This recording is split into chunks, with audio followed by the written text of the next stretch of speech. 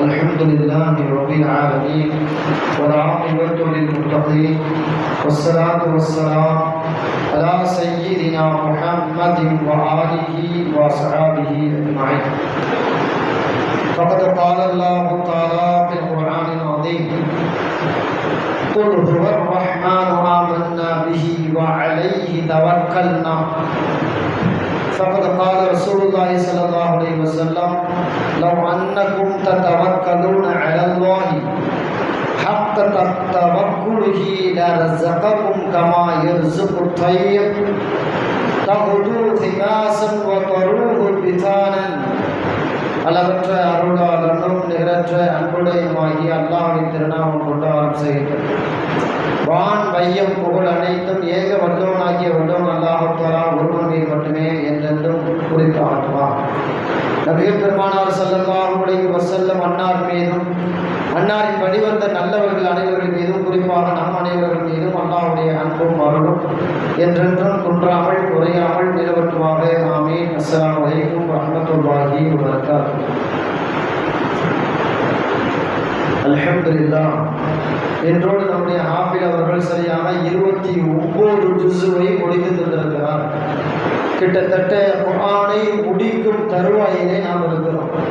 இந்த வருடத்தினுடைய லைலத்துல் கத்ர் இரவோடு, அதாவது நாளைக்கு இரவோடு இன்ஷா அல்லாஹ் இந்த குர்ஆன் ஹத்தம் செய்யப்பட இருக்கிறார்.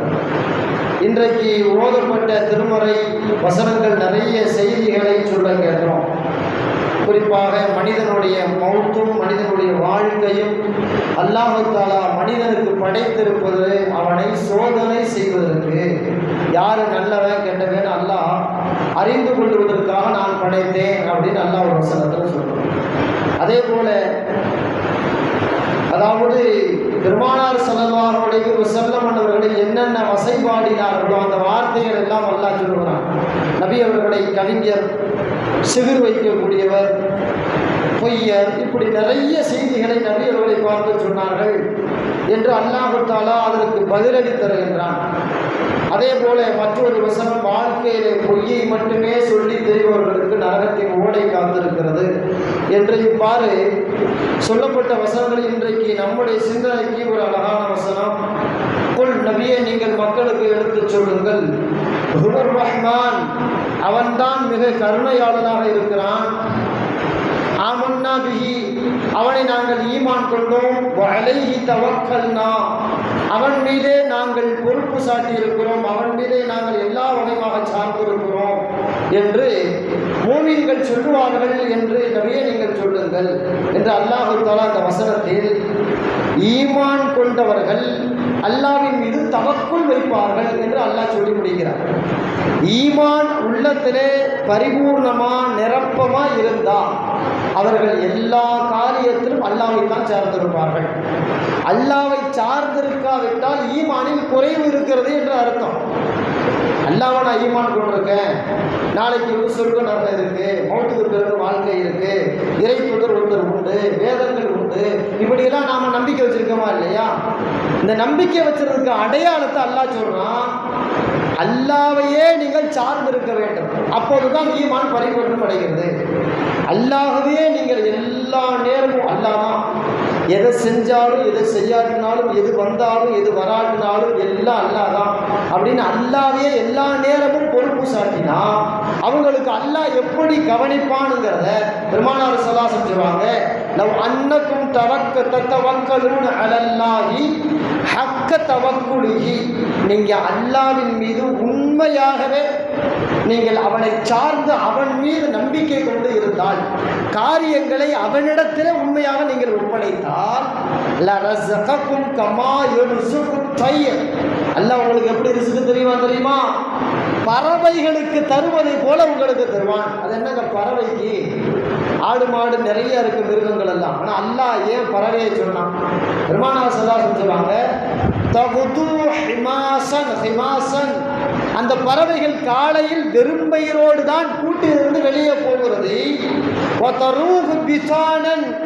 ஆனால் மீண்டும் மாலையிலே கூட்டுக்கு வரும்பொழுது வயிறு நிரம்பி வருகிறது.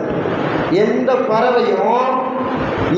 பறவையும் நாளைக்கு சொல்லி சேர்த்து வைக்கிறது இல்லைங்கிறான் பெருமானார் சொல்றாங்க, எல்லா பறவையும் காலையில வெறுவைத்தோட போகுது, அல்லாஹ் தருவான், நாம பறந்து போவோம், நமக்கான ரிஸ்கை தேடுவோம்.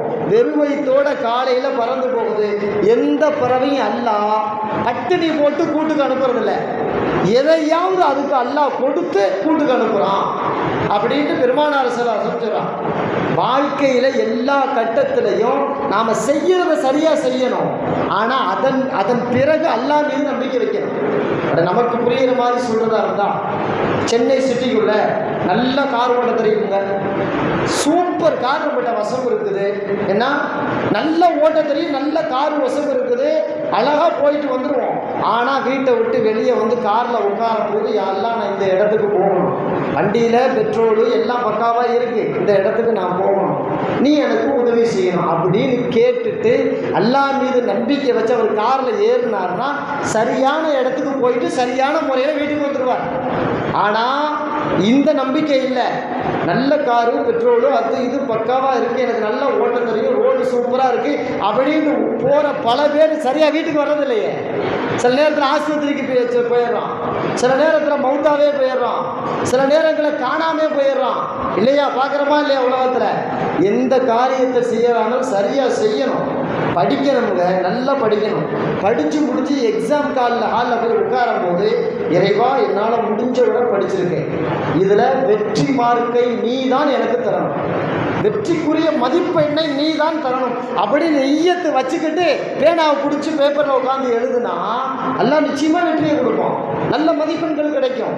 அதே மாதிரி ஒரு இன்டர்வியூவுக்கு போகிறோம், நல்ல ப்ரிப்பேர் ஆகிருக்கிறோம், இன்டர்வியூவுக்கு போகிறதுக்கு முன்னாடி, நம்மளை கூப்பிட்றதுக்கு முன்னாடி, இறைவா முடிஞ்ச வரைக்கும் இங்கே என்ன கேட்பாங்கிறத நான் எவ்வளோ ப்ரிப்பேர் ஆகியிருக்கிறேன், ஆனால் நான் ப்ரிப்பேர் ஆனதுக்குள்ளேயே அவன் கேள்வி கேட்கணும், அப்படி நீ அமைச்சு கொடு அப்படின்னு அல்லாட்ட முறையிட்டு அல்லாஹ் எனக்கு வேலை தருவான் அப்படின்னு நம்பிக்கையோடு போனால் அந்த இன்டர்வியூவில் நம்ம பாஸ் ஆகிடலாம்.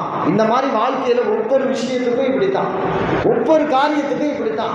சஹாபாக்கள் கேட்டாங்க, யார் சில நோய் வந்துட்டா மருந்து மாத்திரை எடுக்கலாமான்னு கேட்டாங்க. நோய் அல்லாஹ் தானே தந்தான், ஷிஃபாவை அல்லாஹ் தானே தரணும். இப்ராஹிம் அலைஹிஸ்ஸலாம் அப்படித்தானே கேட்டாங்க, நோயை தந்து ஷிஃபாவை கொடுப்பதும் அவனே, எல்லாமே அவன் தான். அப்போ மருந்து மாத்திரை எடுக்கிறது எப்படின்னு கேட்டாங்க, எடுக்கலாமா வேணாமான்ற மாதிரி. அப்போ பெருமானார் செஞ்சுவாங்க, நம்ம தவக்குள்ங்கிறது நோய் வந்த மருந்தை எடுத்துக்கிட்டு அதன் பிறகு அந்த மருந்தில் பலனைத்தான் அல்லாட்ட கேட்கணும். நம்ம எத்தனையோ பேர் மாத்திரை சாப்பிட்றோம், மருந்து சாப்பிட்றோம், மாத்திரை மருந்து எல்லாம் முழுமையாக வேலை செய்யுது, அல்ல சாப்பிட்டவன் பூரா நல்ல ஆரோக்கியமாக இருந்துடுறான் அப்படின்னா இல்லையே. அப்போ மருந்து மாத்திரை சிகிச்சை எடுக்கலாமான்னு கேட்டால் எடுக்கணும். ஆனால் அதன் பிறகும் கூட அல்லாஹ் மீது நம்பிக்கை வைக்கிறேன். பெருமானார் இப்படி தான் கேட்டாங்க, வந்து யார் ரசூலுல்லாஹ் ஒட்டகத்தை கட்டி போட்டுட்டு விட்டுறதா இல்லை கட்டி போட்டுட்டு தவக்குள் வைக்கணுமான்னு கேட்டாங்க. ஏன்னா அவங்களுக்கு பழகி போனது ஒட்டகம் தானே. இப்போ ரசூலுல்லாஹ் சொன்னாங்க, முதல்ல ஒட்டகத்தை கட்டு, அப்புறம் யாரெல்லாம் இந்த ஒட்டகம் ஓடி போயிடாமல் இருக்குன்னு அல்லாட்ட பொறுப்பு சாட்டு. அப்படிதான் இருக்கணும் ஒவ்வொரு விஷயத்துலையும். ஒட்டகத்தை கட்டி வைக்கிறதுல எல்லாம் பார்த்துக்குவானா ஓடி தான் போகும். பள்ளிவாசலுக்குள்ள வரணும், காரை கொண்டாடுறோம், பைக்கை கொண்டாடுறோம், பூட்டிட்டு பக்காவாக பள்ளிவாசலுக்கு வரணும். பூட்டாமல் அது இது சரியாக டோரெல்லாம் சாத்தாமல் வந்துட்டு ஐயோ பள்ளிவாசலுக்கு வந்தால் திருடிட்டு போயிட்டாங்க, திருட்டு போயிடுவலாம் அப்படி இப்படின்னு அல்லாஹ்வுக்கு எதிராக பேசுகிறான். இது தப்பான விஷயமா இல்லையா? அப்போது நாம் செய்யறதையெல்லாம் கரெக்டாக செய்யணும். ஆனால் அதன் பிறகு வெற்றி அல்லாஹ்வுக்கு முறையிடும். அப்போ தான் அது பொருத்தமாக இருக்கும். இமாம் கஸ்ஸாலி ரஹிமஹுல்லாஹ் தன் நூலில் இஹ்யாவில் இப்படி ஒரு செய்தியை பதிவு செய்கிறாங்களே. உமர் ரலியல்லாஹு ஆட்சி காலம், ஜும்மா தொழுது முடிச்சுட்டு மக்கள்லாம் அவங்க வீடு வாசலை தேடி போயிட்டாங்க. கொஞ்சம் பேர், ஒரு 4-5 பேர், ஒரு சின்ன குழு பள்ளி வாசலில் உட்காந்துருந்தாங்க. உமர் ரலியல்லாஹு போய் சாப்பிட்டு வீட்டு எல்லாம் பள்ளியாசலுக்கு வந்து பார்த்தா திரும்ப பள்ளியிலேயே உட்காந்துருக்காங்க. அப்போ கேட்டாங்க, யாருப்பா நீங்கள் ரொம்ப நேரமாக இப்படியே பள்ளியிலேயே உட்காந்துட்டு இருக்கீங்களே, என்ன விஷயம் அப்படின்னு கேட்டாங்க. இல்லை, நாங்கள்லாம் முத்தவக்கிலி, அல்லாவையே நாங்கள் சார்ந்திருப்பவர்கள், எல்லாம் எங்களுக்கு அல்லாஹ் தருவான், நாங்கள் அப்படியே பள்ளியிலேயே உட்காந்துருப்போம்னா. அப்போ தான் உமர் சொன்னாங்க, ஒரு சாட்டையை கையில் எடுத்தாங்க, எல்லாத்து மேலே ஒரு வீசுனாங்க. வீசிட்டு சொன்னாங்க, அன்னஸ்மா லா துத்திரு தஅபன் வலா ஃபில்லதன், வானத்தில் இருந்து தங்கமும் வெள்ளியுமா கொட்டும், தொழுவு முடிஞ்சிச்சுல ஓடு, வெளியே போய் சம்பாதிக்க ஓடு. ஃபைதா குதியத்தி ஸலாத்து ஃபன்தஷிரு ஃபில் அர்த், அல்லாஹ் அப்படி தானே சொல்கிறான். தொழுவு முடிஞ்சிச்சா சம்பாதிக்கிறதுக்கு பூமியை போய் தேடி பரவலா ஓடுங்கிறான் அல்லாஹ். நீ என்னடாண்டா அல்லாஹ் தருவான் அல்லாஹ் தருவான் பள்ளியில உட்கார்ந்து கிடக்க, இதுக்கு பேரு தவக்குல்னு சொல்லிட்டு, அதாவது அவங்க முத்தவக்கிலின்றாங்க. உமரலே சொன்னாங்க முத்த அக்கிலியும் நீங்க அப்படின்னா, சாப்பாட்டு பிரியர்கள் நீங்க, அல்லாவை சார்ந்தவர்கள் அல்ல. நீ கூட்டு நம்பிக்கை வைக்கிற அல்லாஹ் மேல, இந்த நம்பிக்கையெல்லாம் அல்லாட்ட செல்லாது. செய்கிற வேலையெல்லாம் செய்யணும், செஞ்சு முடிச்சுட்டு அந்த வேலையில வெற்றி என்னான்னு கேட்கணும். ஏதேனும் பிரச்சனை வந்துருச்சு, பிரச்சனையை சால்வ் பண்றதுக்கு முடிஞ்ச வரை முயற்சி பண்ணணும். அதன் பிறகு அல்லாட்ட போய் நிற்கணும். யாரெல்லாம் எனக்கு லேசாக்கி கொடுத்துரு அப்படின்னு நிற்கணும். பெருமானார் ஸல்லல்லாஹு அலைஹி வஸல்லம் புகாரியில முஸ்லிமில் எல்லா நூல்லையும் இந்த செய்தி பதிவு செய்யப்படும். ரசூலுல்லாஹ் தன்னுடைய சஹாபாக்களோட வெளியூர் பயணத்தை முடிச்சுட்டு மதீனா வந்துட்டு இருக்கான். ஒரு மரத்து நிழல்ல அங்கங்க மரம் இருக்கு, அவங்க அங்கங்க போய் தங்குறாங்க. ரசூலுல்லாஹ் ஒரு மரத்து நிழல்ல தங்குனாங்க. அந்த வாழெல்லாம் அந்த மரத்துடைய கிளையில தொங்க போட்டுட்டு அந்த வெயிலுக்கு கொஞ்சம் ஆசுவாசப்படுறதுக்கு கீழே படுத்தான். அந்த பக்கத்துல ஒரு கிராமத்துக்கார மனுஷன், ஒரு இறை மறுப்பாளர் தான், நேரா வந்தாரு. வந்த உடனே அந்த கொஞ்சிட்டு இருந்த வாழை உருவிட்டார் மனுஷன். உருவிக்கிட்டு ரசூலுல்லாஹ் பக்கத்துல வெட்டுற மாதிரி ஒரு ஆட்சியனை கொடுத்தார். கொடுத்துட்டு அந்த மனுஷன் கேட்கிறாரு, என் கையில வாழு. ரசூலுல்லாஹ் பார்த்து சொல்றாரு, நீ விஷமா மாட்டிக்கிட்டேன். ஏன் திறந்த உன்னை இப்ப யாரு காப்பாத்துவா? வாழை நான் வச்சிருக்கேன், ஒரு சீவனா முடிஞ்சு போச்சு அப்படின்னு கேட்டார். அப்ப ரசூலுல்லாஹ் சொன்னாங்க, ஒண்ணுமே இல்லை, அல்லாஹ் அப்படின்னு சொன்னான். அல்லாஹ் தான் காப்பாற்றணும் உன்கிட்ட இருந்து என்னைய. சொன்ன உடனே 3 முறை சொன்னாங்க அந்த வார்த்தையை, அல்லாஹ் அல்லாஹ் அல்லாஹ்னாங்கல்ல. சொன்ன பிறகு பார்த்தா பசகத்த சைஃபு மின் யதிஹி, அவன் வலுவா பிடிச்சிருந்த வாள் பொத்துனு கீழே விழுந்துருச்சு. ரசூலுல்லாஹ் டக்குன்னு வாழை எடுத்துக்கிட்டு அவனை கேட்டாங்க, இப்போ உன்னை ஒரு வீச போறேன், நீ என்ன சொல்றேன்டாங்க. உன்னை யாரு காப்பாற்றுவான்? அந்த ஆளு சொன்னா, வாழை கையில பிடிச்சிருக்கிறவரு கண்ணியமான மனுஷன், அப்படியெல்லாம் என் மேல வீசிட மாட்டாரு அப்படின்னா. அப்பதான் ரசூலுல்லாஹ் சொன்னாங்க, சரி உன் மேல வீச மாட்டேன், நீ என்ன மாதிரி சொல்லுவேன்னு எதிர்பார்த்தேன், அல்லாண்டு சொல்லல, பரவாயில்ல இப்ப களிமா சொல்லு அப்படின்னா.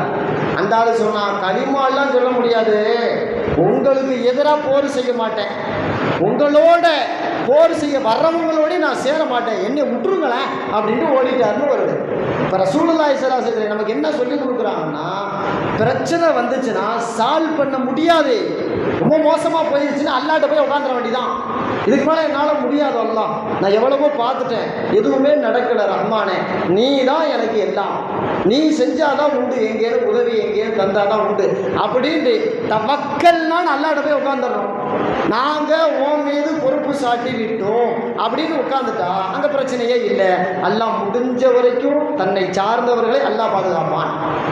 அல்லாஹ் பாதுகாப்பான்னு சொல்லிட்டு மொட்டை மாடியில் ஏறி குதிக்கலாமா? எங்கே கால் முடியலையா பார்ப்போமே அப்படின்னு குடிச்சா ஒடியத்தான் செய்யும். இதெல்லாம் தவக்குலுக்கு எதிரான. இமாம் இப்னு கஸீர் ரஹிமஹுல்லாஹ் அல் பிதாயா வன் நிஹாயாங்கிற தன்னுடைய வரலாற்றுள்ள இப்படி செய்தியை பதிவு பண்ணுறான். ஒவ்வொரு நபிமார்களும் இப்லீஸை ஒவ்வொரு நேரத்தில் சந்திச்சிருக்கிறான். எல்லா நபிமார்களும், ரசூலுல்லாஹ் உட்பட எல்லா நபிமார்கள்ட்டே அவன் வருவான், மேப்படியான் வந்து அப்படியே கொஞ்சம் கிராஸ் பண்ணி பார்ப்பான். அந்த மாதிரி எல்லா நபிமார்கிட்ட கிராஸ் பண்ணும்பொழுது ஈசா அலைஹிஸ்ஸலாத்திட்ட வந்தான். ஈசா அலைஹிஸ்ஸலாத்திட்ட ஒரு கொக்கியை போட்டான். நீ என்னப்பா ரொம்ப அல்லா மேல தவக்கல்லா இருக்கிறியாம? ஆமாம், நான் அல்லா மேல ரொம்ப தவக்கலா இருக்கிறது எல்லாத்துக்கும் தெரியுமே, என்ன ஆச்சரியம்? இல்லை ரொம்ப தவக்கல்னு சொல்லிக்கிறிய அப்படின்னா இங்கே அந்த மலை மேல ஏறி கொத்துரு குதி, நீ சாவுரியா இல்லையான்னு பார்ப்போம் அப்படின்னா. எப்படி நீ சாவுரியா இல்லையான்னு பார்ப்போம் அப்படின்னு ஈசா அலைஹிஸ்ஸலாத்திட்ட சொன்னான். அப்போ ஈசா அலைஹிஸ்ஸலாம் சொன்னாங்க, அப்படியா, அல்லாஹ் என்ன சொன்னான்னு உனக்கு தெரியுமா? என் அடியான் என்னை சோதிக்க வேண்டாம், நான் நாடியதை செய்கிறேன் அப்படின்னு அல்லாஹ் சொல்லிட்டதுனால நான் மேலே ஏறி குதிச்சு நான் சாவுறேனா இல்லையாண்டு அல்லாஹ்வை சோதிக்க நான் தயார் இல்லை. அல்லாஹ் தான் என்னையை சோதிக்கணும், நான் அல்லாஹ்வை சோதிக்கிறேமா? அது முறையாகுமா? நீ செய்கிற சேட்டையெல்லாம் இங்கே வேலைக்கு ஆகாத தம்பி, நீ போயிட்டு வான்னா. அதாவது ஷைத்தான்கள் ஓய்வதில்லை. அவங்க இந்த மாதிரி ஏதேனும் உனக்கு தப்பான எண்ணத்தை ஈசா அலைஹிஸ்ஸலாம் சொன்ன மாதிரி நம்ம உள்ளத்திலே அப்பப்போ ஏதாவது போட்டுக்கிட்டே இருப்பான், எதையாவது ஒன்று செஞ்சுக்கிட்டே இருப்பான். ஆனால் அதுக்கு நாம் இடம் கொடுத்துடக்கூடாது. அதாவது கரண்ட்டு ஓடிக்கிட்டு இருக்கு, நல்லாவே தெரியுது. எங்கே கரண்ட் ஒரு சின்ன கம்பியை போட்டு கரண்ட் இருக்கான்னு பார்ப்போம், உள்ள கையை விட என்னங்க செய்யும்? சாக்கடிக்கு தான் செய்யும். இல்லையே அல்லா பேரை சொல்லி விட்டேன், சாக்கடிக்க கூடாது அப்படின்னு நடக்குமா? இதையெல்லாம் குருட்டு நம்பிக்கை கேட்குறான் அல்லா. இப்படியெல்லாம் வைக்கக்கூடாது. நீ எந்த முயற்சி செஞ்சாலும் நீ முதல்ல செய். நீ செஞ்ச பிறகு அதன் பிறகு அல்லாட்ட நம்பிக்கை வை. அப்படிதான் நம்ம துவா செய்யணும். இந்த நோம்பு விஷயத்தில் கூட அல்லாட்ட நம்ம எப்படி துவா கேட்கணும்? ஏன் அந்த ரமதான் மாதம் முழுவதும் நான் ஆரோக்கியத்தோடு இருந்து கைகால் சுகத்தோடு இருந்து முழுமையாக இஹ்லாஸா 30 நோம்பை நான் வைக்கணும் ரஹ்மானே, நீ எனக்கு உதவி செய். 30 தராவீக நான் தொழுகணும், நீ எனக்கு உதவி செய். இப்படின்னு அல்லாட்ட கேட்கணும். கேட்டுட்டு வீட்டிலே உட்காந்துருக்க கூடாது, இங்கே பள்ளிவாசலுக்கு வரணும் தொழுகணும்னா. அதே மாதிரி கேட்டுட்டு சும்மா இருந்தக்கூடாது, சகருக்கு எந்திரிச்சு சாப்பிடணும். அதே மாதிரி இஃப்தாருக்கு வைக்கணும். இது எல்லாம் முயற்சி பண்ணிட்டு அல்லாட்ட கேட்கணுமே. என்ன காரணம்? எத்தனையோ பேர் ரம்ஜானில் ஃபஸ்ட்டு ஆரம்பித்தாங்க, 10 நோம்பு அதுக்கப்புறம் தாங்கலையே. காய்ச்சல் வந்துருச்சு, மாத்திரை மருந்து, பிபி, அது இது என்னென்னமோ வந்துட்டு அடுத்து ஒரு 10 நாள் நோம்பு வைக்க முடியாமல் போயிருது. ஆர்வத்தில் 10 நாள் வந்தாங்களே, அதன் பிறகு அவங்களுக்கு சடைவு வந்து அந்த தராவிக்கு வர முடியாமல் போயிருது. இந்த நிலையெல்லாம் நமக்கு வரக்கூடாதா இல்லையா? ரம்ஜான் ஃபஸ்ட்டு நாள் எப்படி ஆர்வமாக இருந்தோமோ அதே மாதிரி அடுத்த ஷப்பால் பிறை பார்க்குற வரைக்கும் ஆர்வத்தோடு இருக்கணும். அந்த ஆர்வம் நாம் முதல்ல என்ன வைக்கணும், பிறகு அல்லாட்டையும் முறையிடணும்.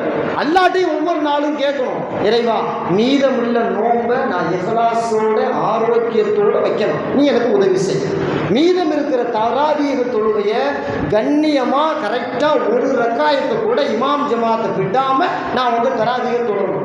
5 வேளை தொழுகையை தவறாது நான் தொழுகணும். நான் முயற்சி பண்ணுறேன், நீ எனக்கு வழியை காட்டு அப்படின்னு அல்லாட்ட அதன் பிறகு தான் கேட்கணும். அல்லாட்ட மட்டும் கேட்டுக்கிட்டு இருந்தாலும் வேலைக்கு ஆகாது. இல்லைங்க, எனக்கு ரொம்ப பக்காவாக உடல் தாக்கத்து இருக்கு, அல்லாட்ட என்ன கேட்குறது? அல்லாட்ட நோம்பு வந்துச்சு கட்ட கட்ட கட்டன்னு வைக்க வேண்டியதானே, கட்ட கட்ட கட்டன்னு தொழுகிற வேண்டியதானே அப்படின்னு நினச்சோம்னா கொசுக்குன்னு 10ஆவது நாள் 5ஆவது நாள் கீழே விழுந்துருவோமே. திடீர்னு போனால் ஆக்சிடென்ட் ஆகி போய் எதிர்க்க முடியாமல் ஆகிட்டான், குளுக்கோஸ் ஏற்றிக்கிட்டே இருந்தா இன்னும் அதற்கு சாபம் கொடுக்குறாரு அப்படின்னு நினைக்கப்படாது. அது தவக்குலுக்கு எதிரான நிலைப்பாடுன்னு சொல்ல வரேன். இந்த மாதிரி நாம் வந்து எல்லா இபாதத்திலையும் முயற்சி செய்யணும். தொழில்துறை, படிப்பு, வேலைவாய்ப்பு எல்லாத்துலேயும் முயற்சி செய்யணும். ஆனால் அதன் பிறகு அல்லாட்ட பொறுப்பு சாட்டணும். குறிப்பாக நம்ம வீட்டில் இருக்கக்கூடிய பொம்பளை பிள்ளைக்கு மாப்பிள்ளை தேடுறதா இருந்தாலும், அல்லது நம்ம வீட்டு பொம்பளை பிள்ளைங்க வயசுக்கு வந்துட்டாலும், அல்லது நம்ம ஆண் பிள்ளைகளுக்கு பெண் தேடுறதா இருந்தாலும் தேடுறது தேடிக்கிட்டே இருக்கணும். ஆனால் ஒவ்வொரு நாளும் தாயி தகப்பை உட்பட அந்த பெண் பிள்ளை ஆண்மகன் உட்பட அல்லாட்ட துவா செய்யணும். இறைவா எனக்கு சாலிகான ஜோடியை கொண்டு வந்து சேர்ப்பாயாக. தாய் தகப்ப துவா செய்யணும். இறைவா நான் தேடிக்கிட்டு இருக்கேன், என் பிள்ளைக்கு மாப்பிள்ளை, என் மயனுக்கு மருமகளை தேடிக்கிட்டு இருக்கேன், நீ நல்ல இடத்துல கொண்டாந்து தா ரஹ்மானே அப்படின்னு நாமளும் தேடணும். அல்லாட்டையும் முறையிடணும். அல்லாட்டையும் முறையிட்டு நாமளும் தேடி அடுத்து வர்ற பொண்டாட்டி மூதேவி தான் வந்தானா ஒன்றும் செய்ய முடியாது. இல்லை, அதை ஒன்றும் செய்ய முடியாது. வாயாடி தான் வருவானா, வந்து தான் அவன், அது அல்லாஹ் தலையெழுத்து. அவளை வச்சு நம்மளை சோதிக்கிறான். அதுவே சீதேவியாக வந்துட்டான். நம்ம சீதேவித்தனமாக ஒழுக்கமுள்ள மருமகளை தான் எதிர்பார்க்குறோம். அதே மாதிரி வந்துட்டா பரவாயில்ல, சந்தோஷம்தான். அட வேற மாதிரி வாயாடியா வம்பாடியா வந்துட்டான்னாலும் வேற வழி இல்லைன்னு நம்ம அதை பொறுத்திருந்து தான் போகணும். என்னடா அல்லாட்ட கூட்டு கேள்வி கேட்டேன், கொடுத்தொழுது எங்கள் அம்மா கேட்டா, எங்கள் அப்பா கேட்டா, அதை கேட்ட, இதை கேட்டு வந்திருக்கா பாரு 1ஆம் நம்பர் மூதேவி அப்படின்னு அல்லாவை திட்டலாமா? அது திட்டுனா வேலைக்காரன். ஒரு பையன் இப்படி துவா செஞ்சானா, எப்படி? யா அல்லாஹ் எனக்கு அதாவது காசு பணத்து மேலெல்லாம் ஆசை இல்லை. எப்படி? காசு பணத்து மேலே எல்லாம் எனக்கு ஆசை இல்லை. அதே மாதிரி ஒரு பெரிய அழகுலாம் நான் பெருசாலாம் எதிர்பார்க்குறேன். எங்கள் அம்மாவுக்கு எப்படி? எங்கள் அம்மாவுக்கு அழகான மருமகளாக இருக்கப்பட்ட மருமகளாக கொண்டாடுற ரஹ்மான் எனக்கு இல்லை. எப்படி இப்படி கேட்டானா? டே, இவனுக்கு மனைவியாக இருக்கிற பற்றி பிரச்சனை இல்லையா, அம்மாவுக்கு அழகான மருமக, அப்புறம் உனக்கு யார்? அது அம்மாவுக்கு காசு உள்ள மருமக, அது உனக்கு யார்? இது எல்லாம் அல்லாவை ஏமாத்துறதா இவன் நினச்சிக்கிறது. இப்படி அல்லாவை துவாவிலெல்லாம் ஏமாற்ற முடியாது. நம்மகிட்ட என்ன தகுதி இருக்கோ அதுக்கு தான் அல்லாவும் கொண்டாந்து சேர்ப்பான். நாம் ஓரளவு நல்ல மனுஷனாக இருந்தால் ஒரு வேளை நல்ல பிள்ளையாக வந்துடலாம். நாம் கொம்பையில் முக்கனாக இருந்தால் அந்த பிள்ளை மட்டும் எப்படி நல்ல பிள்ளையாக வரும்? அதையும் கொஞ்சம் யோசிக்கணுமா இல்லையா? அல்லாட்ட கேட்குறத கேட்கணும், முயற்சி செய்கிறத முயற்சி செய்யணும். இது எல்லா விஷயத்துக்குமே பொருந்தும். அப்போ முயற்சி செய்த பிறகு அல்லாவின் மீது நம்பிக்கை வைக்கிறது. வேற ஒன்றும் வேணாம். ஒரு காலத்தில் பழைய கன்னிமார்களை என்ன துவா செய்வாங்க தெரியுங்களா? மையனோ மருமகளோ பேரம்பேத்தியோ வெளியே போறேன்னு சொன்னா, மா நல்லபடியா போயிட்டு வாங்க, அல்லாஹ்வுடைய அமானிதமா தவக்கத்து அல்லாஹ் அப்படின்னு சொல்லி அனுப்புவான். இன்னைக்கு அந்த பழக்கமெல்லாம் இல்லைங்க. போயிட்டு வரியா? போயிட்டு வா, ஹாய் பாய் பாய் அப்படிங்கிறான். இது ஆடு மாடி விரட்டுற மாதிரியே சொல்றான். ஹாய்ங்கிறான், பாய்ங்கிறான். தவக்கத்து அல்லாஹ் ஃபீ அமான் இல்ல அந்த வார்த்தையெல்லாம் சொன்னேன்னா போனது சலாமத்தா வரும். ஒருவேளை அந்த மாமியா முடிவு பண்ணியிருக்கலாம், போன மருமகம் வராமலே இருக்கட்டும் அப்படிங்கிறது ஆய் பாய் சொல்றாங்களான்னு தெரியல. அப்படி இருந்தா அதுக்கு தவக்கல் தல்லா சொல்லணுங்கிற அவசியம் இல்லை. ஆனால் நல்லபடியாக சலாமத்தா திரும்பி வரணும்னா இஸ்லாம் என்ன சொல்லி கொடுக்குது? பயணம் போகிற, வெளியே போகிற, அது ஸ்கூலுக்கு, காலேஜுக்கு, வேலைக்கு, வெளிநாட்டுக்கு, எந்த ஊருக்கு வேண்டாலும் போகும் பொழுது நம்ம நன்னிமாரி என்ன சொல்லுவாங்க? சும்மா தலையை அப்படி தடவி தவக்கல் தோழல் அபி அமான் இல்லை, அல்லாவுடைய அமானிதமாக போயிட்டு வாப்பான், அல்லா உன்னை சலாமத்தா போய் கொண்டு போய் சேர்க்கட்டும், இப்படியெல்லாம் சொன்னாங்கல்ல. இன்னைக்கு நம்ம பொம்பளை இந்த வார்த்தை வருதா பார்த்தீங்களா? அதெல்லாம் வர்றது இல்லையே. ஏன்னா இவன் டிவியை உட்காந்து பார்த்துக்கிட்டே இருப்பா. பையன் போயிட்டு வா, ஆமாம் டிஸ்டர்ப் பண்ணாத, போயிட்டு வா அப்படின்றான. பொம்பளை பிள்ளை தாய்காரி இப்படியே சொல்லி கொடுத்து வளர்த்தா அந்த பிள்ளை எப்படி சலாமத்தா போய் சலாமத்தா திரும்பும்? தவக்கத்து அலல்லா, அல்லாஹ்வின் நம்பிக்கை வைக்கணுமா இல்லையா? இப்படி வாழ்க்கையோட ஒவ்வொரு அங்கத்திலையும் அல்லாஹ்வின் மீது நம்பிக்கை வைப்பவர்கள் வாழ்க்கையில் வெற்றி பெறுகிறார்கள். நம்பிக்கை இல்லாதவர்கள் அல்லது அரைகுறை நம்பிக்கை உள்ளவர்கள் பல நேரங்களில மாட்டிக்கொள்கிறார்கள். அதை தான் அல்லாஹ் சொல்றான், நீங்க ஈமான் கொண்டா பத்தாது, என் மேல நீ நம்பிக்கையும் வைக்கணும், அப்பதான் உனக்கு போதிய அந்த ஈமான் பலனை தரும்ங்கிறான்.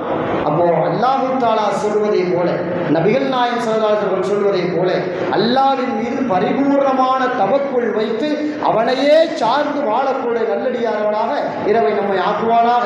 வஆகிரு தஅவானா அல்ஹம்துலில்லாஹி ரப்பில் ஆலமீன். அஸ்ஸலாமு அலைக்கும் வரஹ்மத்துல்லாஹி.